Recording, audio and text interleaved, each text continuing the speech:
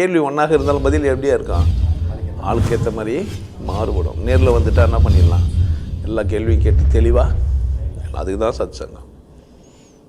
என்னுடைய நோக்கம் எல்லாம் மனிதர்கள் எல்லாம் மகிழ்ச்சியாக இருக்கணும், அவ்வளோதான். அது அவங்க பிரச்சனை. மனநோயாளிகளை திருத்த முடியாது ராஜா. கல்ட்டு தான் மனநோயாளிங்க. என்ன மனநோயாளின்னு தான் சொல்லுவான். பைத்தியம் யாரையும் பார்த்து என்ன சொல்லலாம்? நான் ஈஸியாக சொல்லுவான், ஆமாங்க நான் ஒரு பைத்தியம், லூஸு, அசிங்கமாக பேசினப்போ பார்க்காதீங்கன்றுவேன். ஏன்? சிந்திக்காதவனுக்கு, புரிஞ்சிக்காதவனுக்கு, வாழ தெரியாத மட்டையெல்லாம் பார்த்து நம்ம நேரம் வேஸ்ட்டாக இல்லையா? புரியுதா? இப்போ ஒருத்தன் டுபாக்கூர் டபாக்கர்னு அண்ணா 10 பேர் மத்தியிலே படித்து காமிக்கிறானே நினச்சிக்க மாட்டான் அவன். நானே சொல்கிறேன் என்ன ஓட்டோன்னு கேட்குதுன்னுவேன். என்ன பிரச்சனை? ஒருத்தர் எனக்கு கிண்டல் பண்ண நம்ம என்ன பண்ணலாம், ஆமாம் கழட்டுன்னா கழட்டு, இல்லை கழட்டுன்னா மசுரி பட அப்படின்னு சொல்லிட்டு வேண்டியது. விமர்சனங்களே உங்களை வைக்கிறவன் உன்னை புரிஞ்சு வச்சுக்கிறான். நீ பயந்துருவியா, ஷாக் ஆகிடுவியா, ஒழிக்க வந்துடுவியான்ட்டு. அதில் அப்பா அம்மா அண்ணன் தம்பி எல்லோரும் தான், யாராக இருந்தாலும் சரி. புரியுதா என்ன சொல்கிறேன்ட்டு? இதில் விதிவிலக்கெல்லாம் கிடையாது, இவங்க அவங்கெல்லாம் கிடையாது. என்ன யாருக்கு தெரியணும்?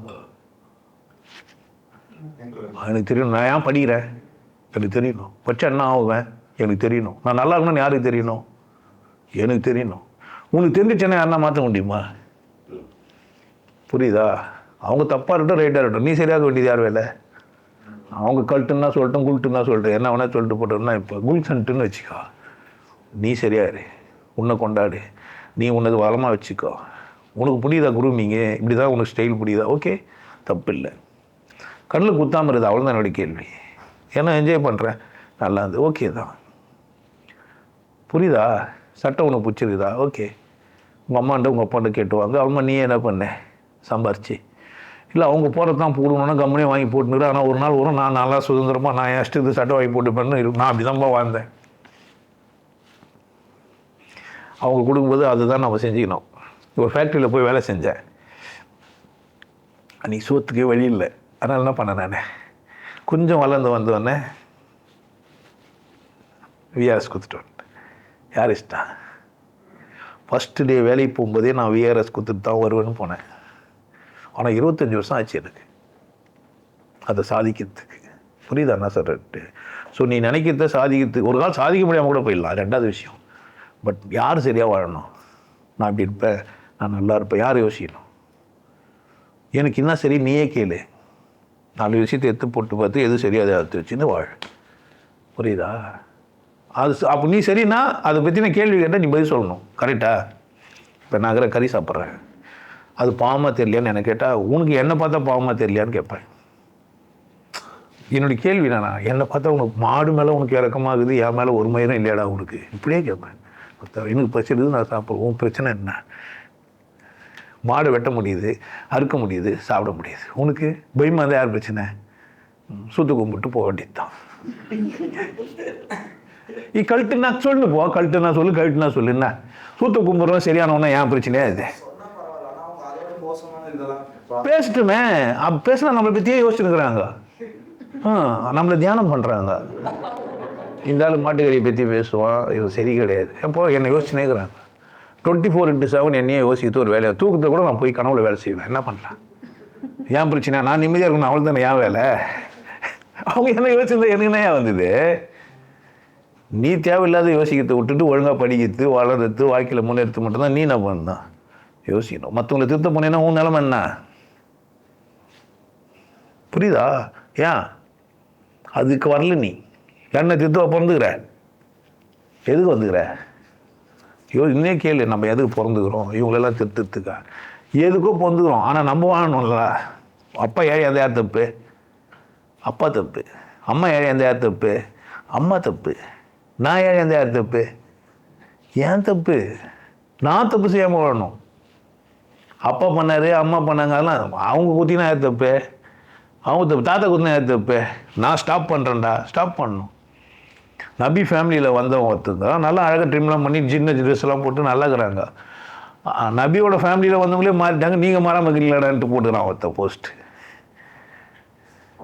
அப்போ யார் தான் சரியாகணும்? புரியுதா? சில லூசுங்க சிலது எடுத்துக்கும், அது யார் இஷ்டம்?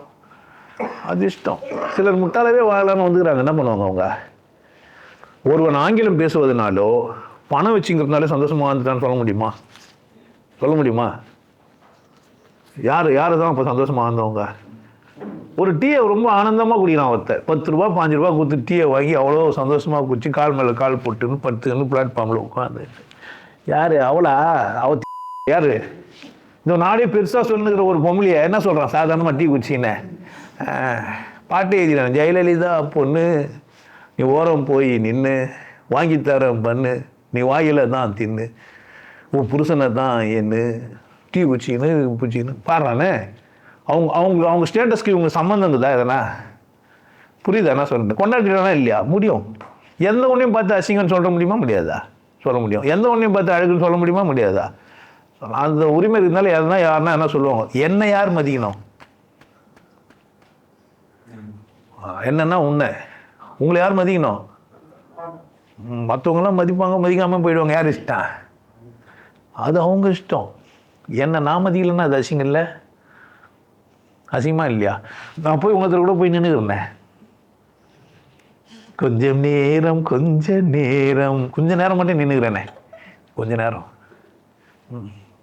யார் தப்பு? அம்மா அப்பா அண்ணன் தம்பி மாமா மச்சான் சொந்தம் குரு என்ன கூட வந்து நிற்கக்கூடாது. வாழ்க்கை நீ யாரே? நீ ஒரு சம்திங் ஸ்பெஷல். உன்னை நீ என்ன பண்ணணும்? கொண்டாட்டமாக இருந்தா வா, இல்லைன்னா வராது. சந்தோஷமாக இருந்தா இல்லைன்னா இதோட தெளிவாக என்ன சொல்ல முடியுமா? பார், நல்லா இருக்கா. உங்களுக்கு எல்லாருக்கும் ஒரு விஷயம் சொல்கிறேன். ஆனந்த வாழ்வு அப்படின்ற ஒரு கோர்ஸ் யூடியூப்பில் போட்டு வச்சுக்கோங்க. Happy life course. நீங்கள் மெம்பர் ஆனீங்கன்னா ஆனந்த வாழ்வு கோர்ஸை நேரடியாக நீங்கள் யூடியூப்பில் பார்க்கலாம். ஃபேமிலியாக டிவியில் போட்டு என்ன பண்ணலாம்? எல்லாரும் ஃபேமிலியாக போட்டு பார்க்கலாம். ஒருத்தர் தான் சப்ஸ்கிரைப் பண்ணீங்க, 5 பேர் 6 பேர் என்ன பண்ணலாம்? நீங்கள் அதை பார்க்கலாம். வாய்ப்பு பயன்படுத்திக்க. நல்லா இருங்க, சிறப்பாக இருங்க, கொண்டாட்டமாக இருங்க. உங்களை நீங்கள் மதிப்பு மிகுந்தவராக மாற்றுறது உங்கள் கையில் தான் இருக்குது. நல்லா இருங்க. நான் ஒரு வாய்ப்பு என்னை பயன்படுத்திக்கலாம். நல்லது.